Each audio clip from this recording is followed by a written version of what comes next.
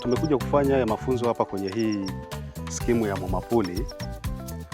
Nikirudi hapo nyuma kidogo, mwaka 2024 tulifanya mahojiano na wamiliki wa pawatila pamoja na maopereta wao.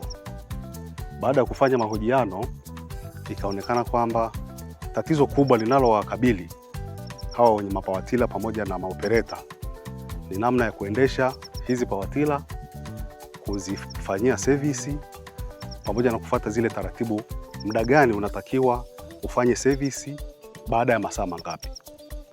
Kwa hiyo baada ya kufanya hiyo tathmini ya kipindi hicho mwaka 2024 na kukaa chini, tukaona tushirikishe baadhi ya wadau, ambao hao wadau ni pamoja na benki. Kuna CRDB benki, alafu kuna NMB benki, lakini pia kuna watu wa Agricom ambao ndio wana supply hizi mashine. Kwa hiyo tulifikia makubaliano kwamba kila skimu ambayo at least ina pawatila zisizopungua 5 iweze kupata haya mafunzo. Sasa kwa upande wa Chuo cha Kilimo Tumbi Tabora, tulikuja kugundua kwamba katika skimu zote ambazo tumezifanyia mahojiano, skimu ya Mwamapuli ilifaa kwa mafunzo haya, kwa sababu kama unavyoona, kwanza ina eneo kubwa la kilimo, lakini pili ina mapawatila zaidi ya 200. Kwa hiyo baada ya kufikia hapo, tukapanga ratiba ya kuja kufanya hayo mafunzo.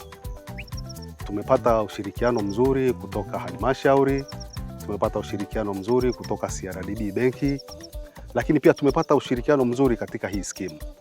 Wamefurahi, wamesisitiza kwamba watafuata haya mafunzo waliopewa kwa ajili ya kufanya hizi service.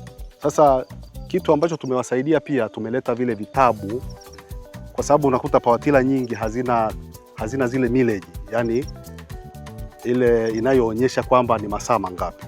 Kwa hiyo tumewaletea vile vitabu ambavyo watarekodi kwamba ukiwasha pawatila asubuhi kama ni saa 12, muda wa kuzima ni saa ngapi.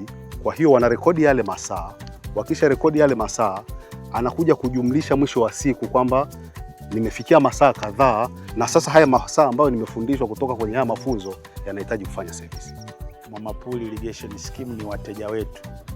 Tumekuwa na mahusiano nayo kwamba kwa nafasi yetu kama benki kuwawezesha fedha kwa ajili ya kuweza kufanya kilimo. Kwa hiyo katika mafunzo haya tumelazimika kuja kwa ajili ya kuzungumza na wakulima, na tukiamini kwamba mahali ambapo mtu anapata elimu, basi panakuwa na uwezekano wa kufanya jambo kwa ufanisi zaidi. Kwa hiyo tunategemea mafunzo haya yatawawezesha sasa wakulima hawa kwa msimu tunaokwenda kuanza nao, kwa maana msimu wa 26-27 waweze sasa kufanya kwa ufanisi.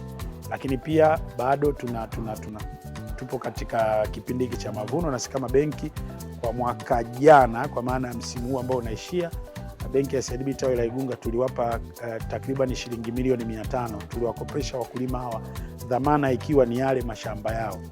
Kwa benki imeendelea kuangalia namna gani tunaweza kuwafikia na kuwezesha sasa ule uchumi jumuishi. Sisi kama benki moja, benki kiongozi katika nchi hii, kwamba tumguse kila mmoja kutokana na ile vision ya benki yetu ambayo sasa hivi tunataka kila Mtanzania aguswe kwenye huduma za kibenki. Skimu hii ina ukubwa wa hekta 630 yenye wanachama 970, wanawake 200, wanaume 570. Kwa mafunzo haya tunatarajia vijana wetu watafanya kazi kwa umakini na umahiri kuliko awali walivyokuwa hawajapata mafunzo.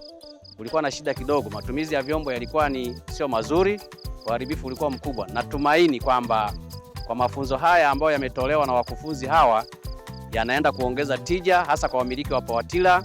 Watakuwa na maopereta sahihi wenye uelewa kutumia vyombo. Naishukuru serikali, wametupatia mafunzo kama wamiliki wa pawatila, lakini pia na maopereta. Kwa kweli hatukuwa na elimu hii. Kwa kweli wamefanya vizuri, maopereta wetu wamejifunza vizuri, hata sisi wamiliki tumejifunza vizuri. Hatukujua pale mwanzoni, lakini kumbe kuna mfumo mzuri mno wa kuziangalia pawatila zetu hizi zikaishi kwa muda mrefu, zikafanya kazi vizuri. mimi naona wameleta chachu, wametuona, wametusaidia. Kwa hiyo serikali endelee kutumia wataalamu kama walivyotuma kutoka Tumbi, waje watusaidie ili vifaa vyetu vitutunze, lakini pia maisha yetu kiuchumi yapande. Kwa hiyo Wizara ya Kilimo nawapongeza, lakini wakulima wenzangu tuitikie, lakini tubadilishane mawazo. Hata tuliopata basi mafunzo haya tuendelee kuwasaidia wakulima wenzetu. Maoperator waliopata mafunzo haya wawasaidie vijana wenzao ili vifaa vyetu viweze kudumu, kwa sababu vinamfaidisha mmiliki, lakini vinamfaidisha pia operator anapokwenda napata posho. Kwa hiyo tukitunze ili na kifaa hiki na sisi kitutunze pia.